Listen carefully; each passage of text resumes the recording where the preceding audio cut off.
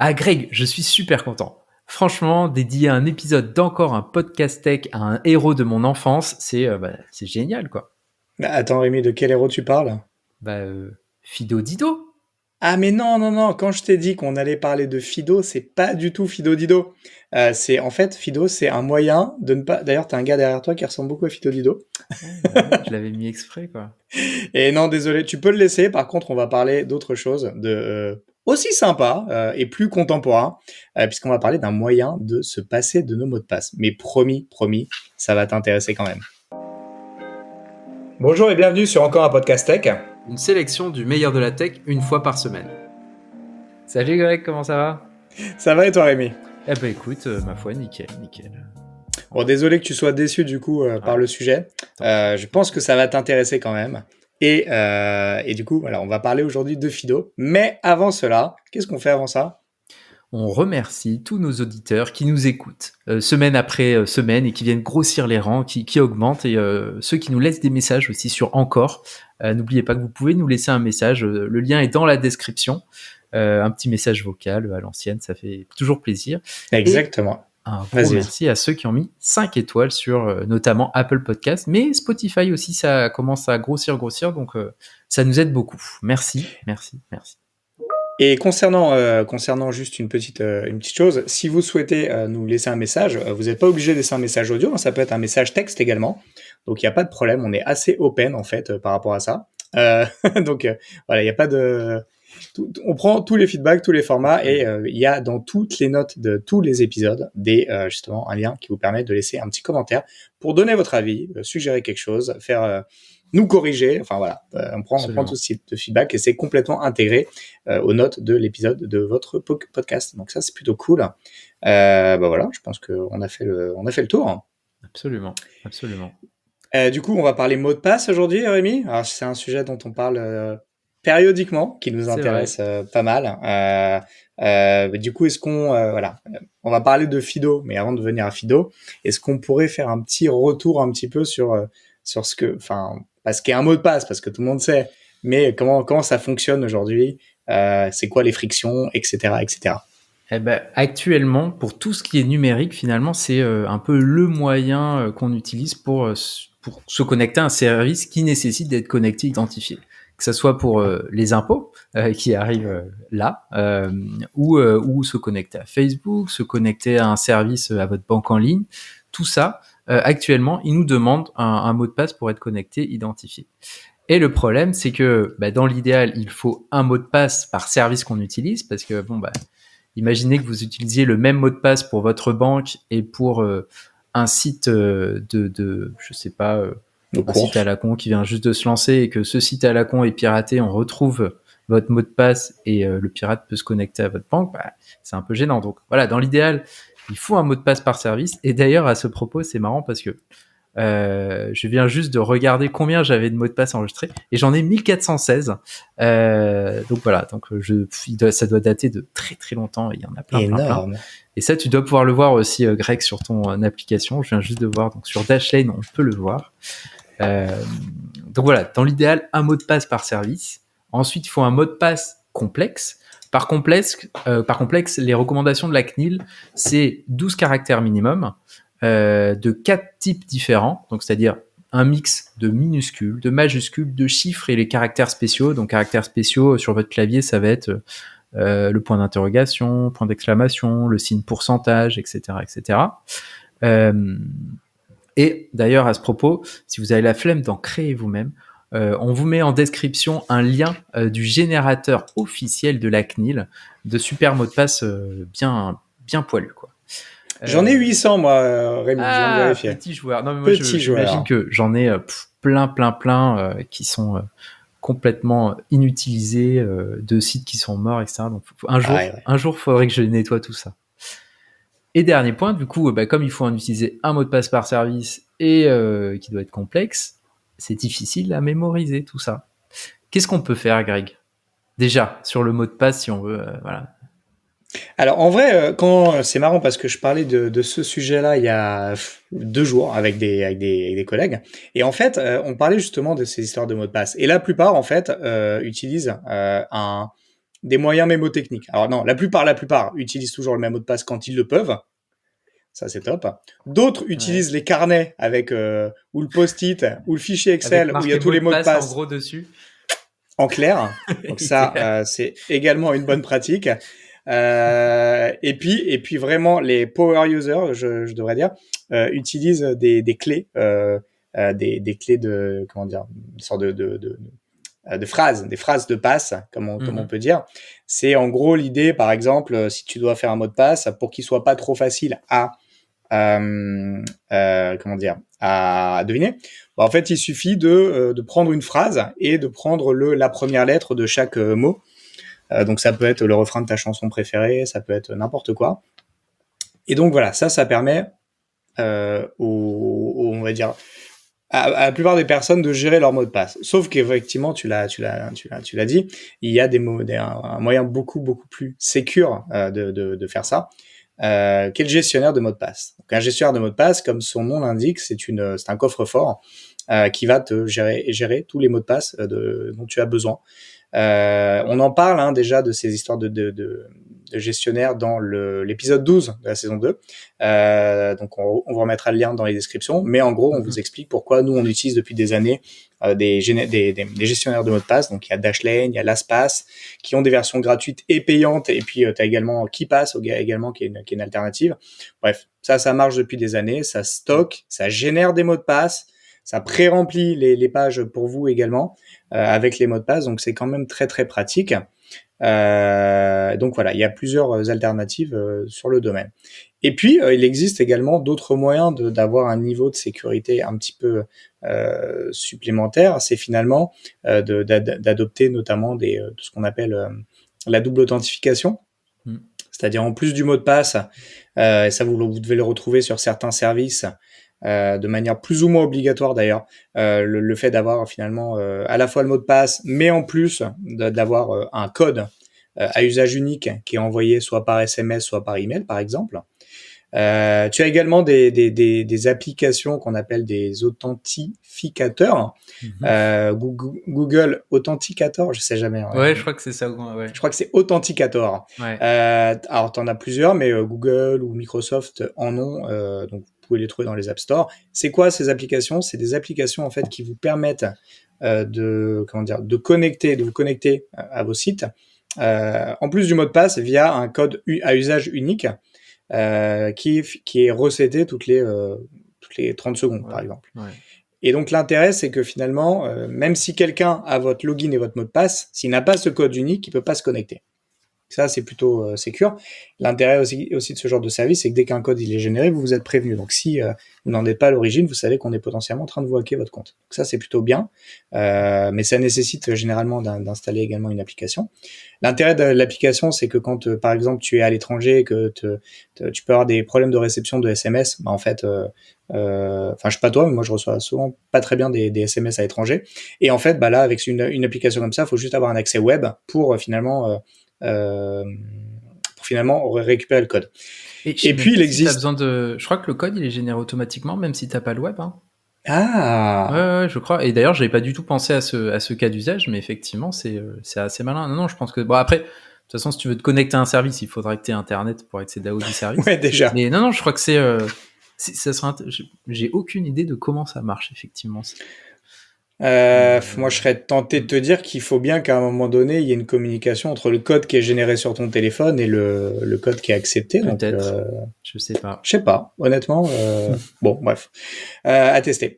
Et du coup, à tester un jour, on n'a pas besoin vraiment d'accéder au service. Ouais, c'est clair. Et donc il y a d'autres moyens également, via ce que tu connais peut-être un peu plus que moi, via la blockchain. Peut-être tu peux nous les présenter.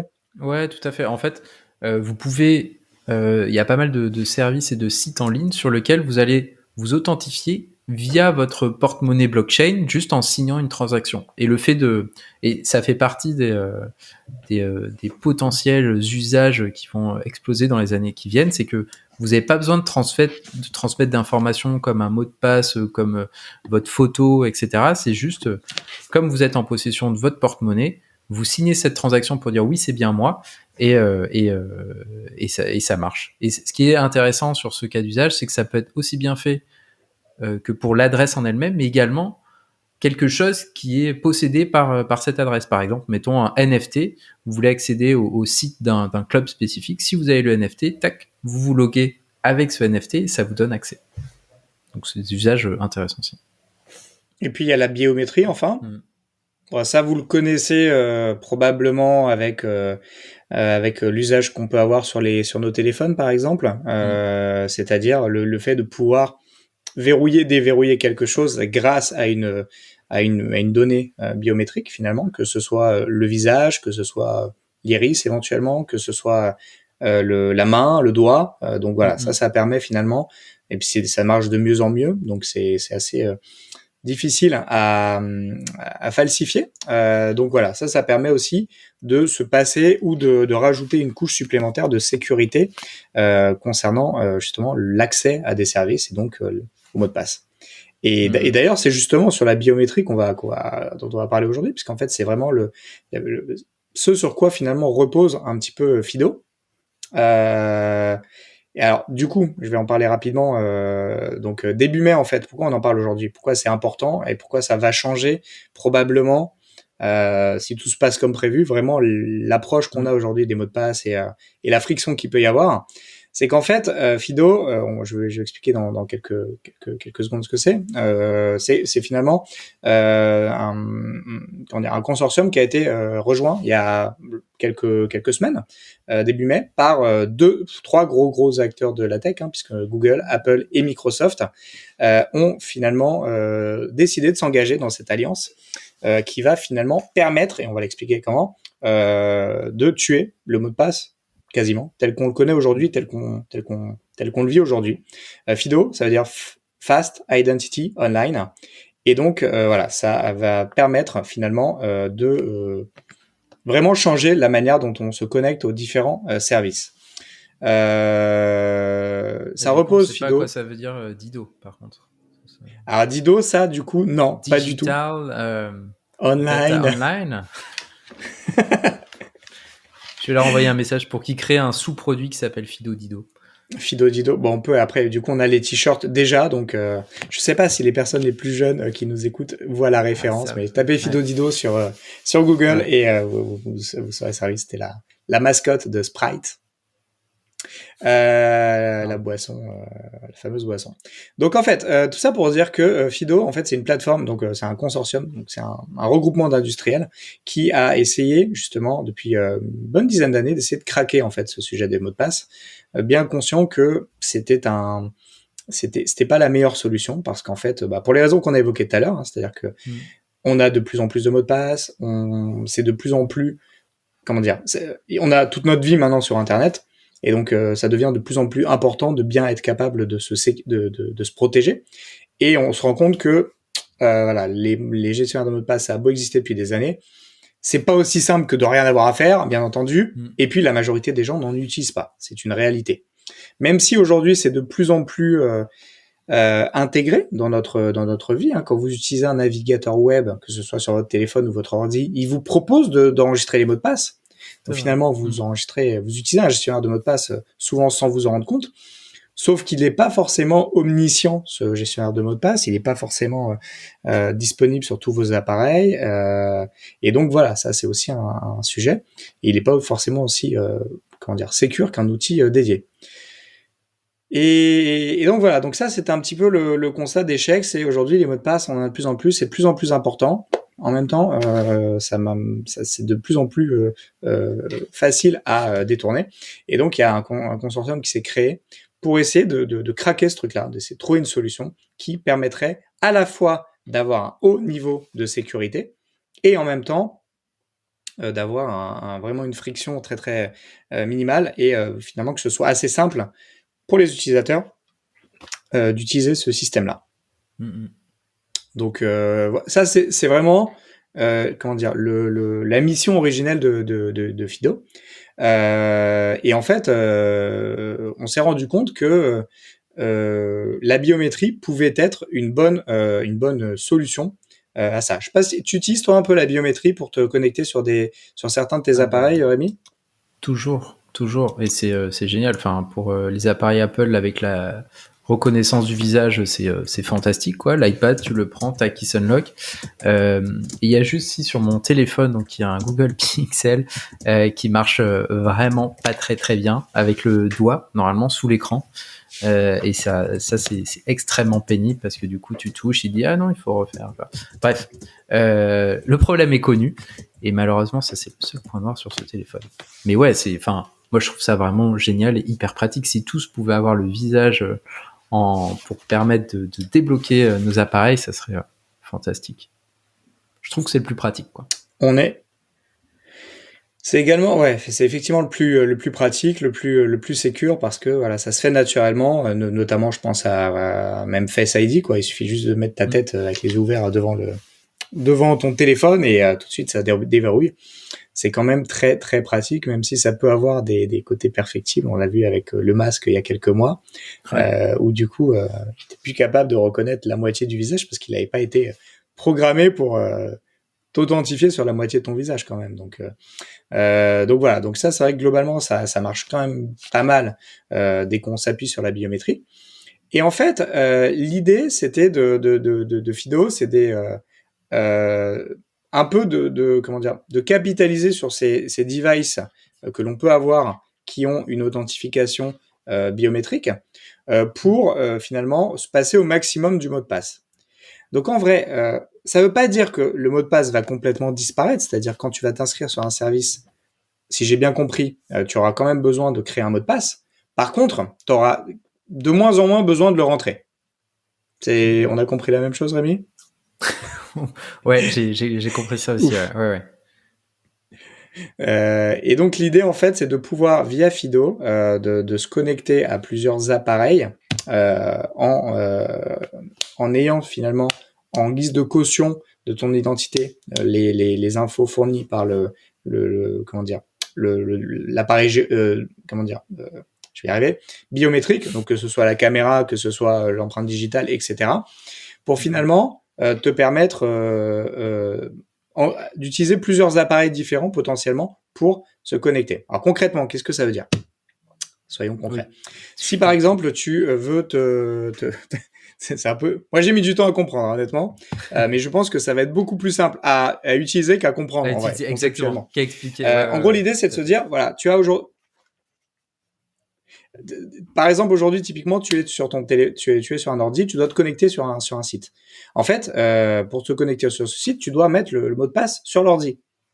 Sauf qu'en fait, sur ton téléphone portable, tu as un moyen de biométrique de reconnaissance. Ok ?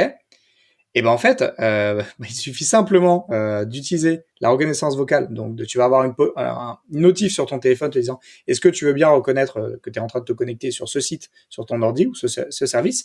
Et donc, juste en regardant ou en touchant ton téléphone, ça va déverrouiller finalement le site sur ton ordi.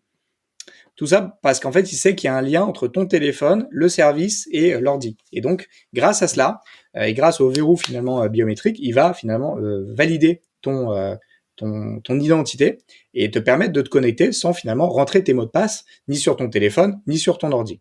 C'est un peu ça le concept. Ouais. Pourquoi c'est important que Microsoft, Google et Apple aient signé ce truc-là et pourquoi ça a un gros impact ? C'est qu'en fait, Microsoft, Google et Apple, ces trois entreprises-là, en fait, elles maîtrisent 99,999% des systèmes d'exploitation que l'on utilise, que ce soit sur téléphone ou sur ordinateur ou sur tablette. Ouais. Et à peu près une portion du même style des navigateurs que l'on utilise.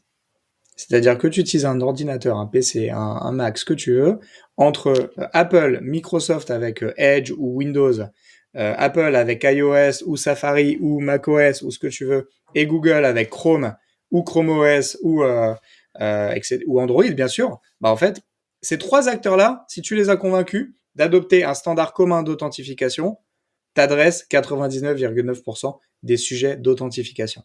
Et le fait que ces trois acteurs-là, simultanément, le même jour, aient décidé de rejoindre ce consortium, bah en fait, ça va débloquer complètement sur tous les devices qu'on utilise, ces systèmes d'authentification, et ça va vraiment faciliter les choses.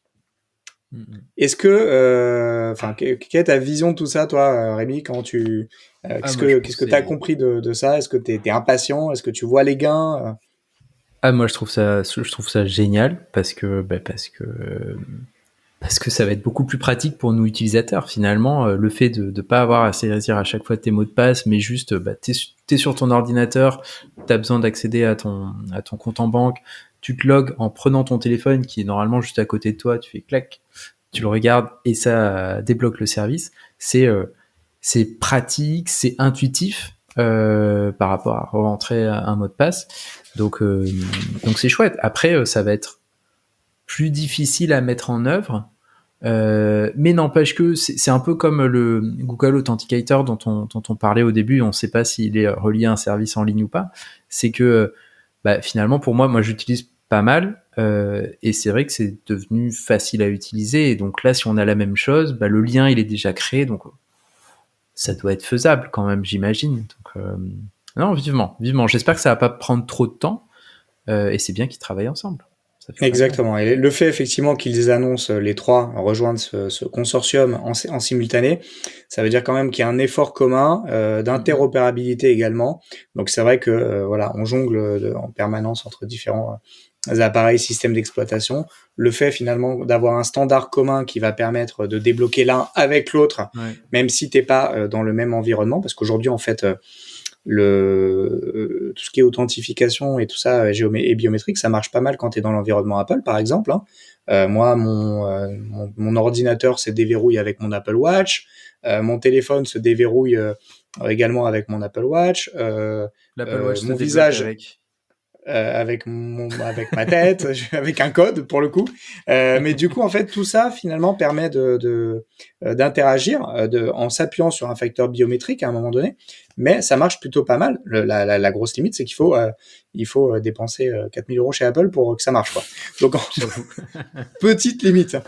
Et alors que là, je tire un peu le trait, mais alors que là, en fait, ça sera complètement agnostique, et que tu sois sur un device pro, perso, et peu importe le système d'exploitation ou le navigateur que tu utilises, en fait, ça règle le truc. Ça pourrait peut-être faire du mal aux gestionnaires de mots de passe dont on parlait tout à l'heure, parce que s'ils n'arrivent pas à surfer sur le truc, ils risquent de se retrouver beaucoup moins légitimes finalement. Je sais pas comment trop tout ça va sauf continuer. s'ils deviennent ils arrivent à proposer une expérience encore plus facile pour justement utiliser la biométrie et être un petit peu la passerelle vers tous tes produits, quels qu'ils soient. Peut-être. On verra. Exactement. En tout cas, a priori, d'après ce qu'on a compris, les mots de passe ne vont pas mourir. Il faudra quand même les utiliser pour se connecter à des services. Donc, ça quand même servira de banque centrale. Donc, bon, je pense qu'ils ont encore quelques années devant eux, mais ouais, je sais pas. Donc voilà, je pense que c'était moi je l'ai vu passer rapidement cette info. Je pense qu'on va aller de plus en plus vers des systèmes basés sur le biométrique, avec ce que ça peut représenter comme risque, bien entendu. C'est Mastercard qui vient d'annoncer qu'ils allaient cette année déployer l'authentification biométrique, ce qui fait que tu n'auras bientôt plus besoin d'une carte carrément pour régler des achats. Concrètement, en fait, ils vont s'appuyer justement sur du biométrique, donc soit l'empreinte digitale, soit le visage, pour te permettre d'effectuer des paiements sans carte. Donc imagine demain, en fait, peut-être que la carte bleue telle qu'on la connaît aujourd'hui, en fait, c'est quelque chose qui va disparaître parce que ça va être remplacé, et donc Mastercard va le déployer assez largement cette année sur une très très grosse zone géographique. Donc on n'est pas dans un test, on est vraiment dans un lancement. J'en parlais dans une récente édition de ma newsletter, et donc voilà, ça on est dans des actes forts qui font que finalement les supports qu'on avait l'habitude d'utiliser vont peu à peu s'effacer à mesure que le biométrique devient plus répandu, moins cher, plus fiable également. Et donc voilà, ça c'est le turfu comme disent les jeunes. Et Non, c'est que les vieux qui disent ça. C'est que Et... et voilà. Et donc, en fait, voilà, ça, c'est un point. Je souhaitais qu'on en parle parce que, en termes d'usage tech, on est quand même sur un gros morceau. C'est assez passé inaperçu, j'ai l'impression. Bon, c'est qu'une annonce à ce stade, mais je pense qu'on va largement en entendre parler quand ça va se déployer. J'ai pas forcément d'échéance. Je sais pas si c'était communiqué, mais je crois que c'est pas le cas. Pas Honnêtement, ça peut mettre 3-4 années à se mettre en place. Puisque ça va aller de pair avec des mises à jour de système d'exploitation. Donc, avant que ce soit dans un système d'exploitation, il faut bien compter 24 mois, à mon avis. Donc, voilà. C'est pas pour demain, tout de suite, mais par contre, effectivement, vous allez pas pouvoir y échapper. Donc ça, c'est un point intéressant que je souhaitais partager avec toi. Je sais pas, est-ce que avant de conclure, tu voulais ajouter un truc, Rémi ? Ah non, moi je trouve que ça va dans le bon sens. C'est bien. Enfin, pour une fois, c'est vraiment les utilisateurs qui seront gagnants, qui utiliseront quelle que soit la plateforme qu'ils utilisent. Donc ça, c'est bien. Pour une fois qu'ils ouvrent les précarés, je ne vais pas cacher ma joie. Exactement. En fait, la sécurité, c'est un truc que j'ai appris il y a quelques années. C'est vraiment de manière générale, c'est vraiment un équilibre à trouver entre facilité et sécurité. Et en gros, plus tu as des choses sécurisées, moins elles sont faciles et pratiques. Et à l'inverse, tu peux prendre l'exemple de l'aéroport, par exemple. Le fait d'avoir des portiques de sécurité, des trucs, ça crée de la friction. Ouais. Par contre, ça rajoute de la sécurité versus tu pouvais rentrer comme ça avec des armes ou quoi, en fait, ça serait très très simple, mais pas du tout sécure. Et c'est pareil sur tes mots de passe. Si tu as un mot de passe qui est très très simple, c'est très pratique, mais par contre, c'est pas du tout sécure. Et à l'inverse, plus tu as des mots de passe compliqués, plus c'est sécure, mais plus il y a de la friction. Et donc, si on réussit à avoir quelque chose via le biométrique qui permet d'avoir un haut niveau de sécurité tout en étant simple. Voilà, c'est pas pour rien qu'ils ont mis plus de 10 ans à craquer le truc, à trouver le bon angle, Fido. C'est parce que c'est pas un sujet simple, mais pourtant c'est un sujet tellement central dans notre vie aujourd'hui que il fallait l'adresser. Et tu peux pas l'adresser sans les grandes plateformes. Tu peux pas décider dans ton coin de régler ce truc-là parce que tu es obligé de communiquer avec tout un tas de services. Et donc si tu t'appuies sur ceux qui font les systèmes d'exploitation et les navigateurs, pas mal quoi. C'est clair. Donc voilà, je souhaitais qu'on en parle un petit peu et je suis content qu'on ait pu échanger là-dessus cette semaine, Rémi. Pareil. Écoute, peut-être qu'on vous fera un autre épisode d'ici 1 an ou 2 ans pour parler des efforts qui ont été faits et d'à quel point c'est simple de débloquer tous ces appareils juste avec sa tête ou son doigt. Exactement. Et puis bien entendu des risques associés parce qu'il y en aura. Il y en aura forcément. On va attendre de parler des premiers piratages de tête avec les deepfakes. À cause de la chirurgie esthétique aussi, enfin ça va être le bordel quoi. C'est ça. Le business de la chirurgie esthétique, il va être ravi. Ils ont on va refaire des visages sur mesure. Je sais pas justement parce que du coup les gens vont plus oser se faire refaire, sinon ça va bloquer tous leurs appareils, tu vois. C'est vrai. Bref, ça risque d'entraîner des sujets hyper intéressants dont on aura l'occasion de reparler, je pense. C'est clair. Écoute Rémi, on a fait le tour. Merci à toi. Merci à toi. Et écoute, à la semaine prochaine. Et de quoi on va parler ? Alors, la semaine prochaine, on va parler de Discord, Rémi. Oh, il y a eu un blanc, là. Tu verras. J'avoue. Non, j'attendais une petite explication sur Discord, mais non, on va rester sur Discord. Mais qu'est-ce que c'est ? Ouais, restons un peu énigmatiques. Et si vous savez, vous allez être intéressé de savoir qu'on en parle. Et puis, si vous savez pas, venez parce que franchement, gros sujet hyper intéressant et dont on parle également pas trop. Donc n'hésitez pas, c'est hyper intéressant ce qui se passe sur Discord, qui est une plateforme de messagerie instantanée. Je suis obligé de le dire parce que sinon les gens ne viendront pas la semaine prochaine. Voilà, à la semaine prochaine. Salut Greg, salut à tous. Ciao. Merci de votre attention. Si l'épisode vous a plu et que vous souhaitez nous aider, laissez votre avis sur Apple Podcast, car les podcasts, c'est le truc le plus dur à découvrir. Pour recevoir chaque nouvel épisode à sa sortie, abonnez-vous sur encoreunpodcast.tech. Vous pouvez également vous abonner à nos newsletters gregtayeb.substack.com et lebrief.tech.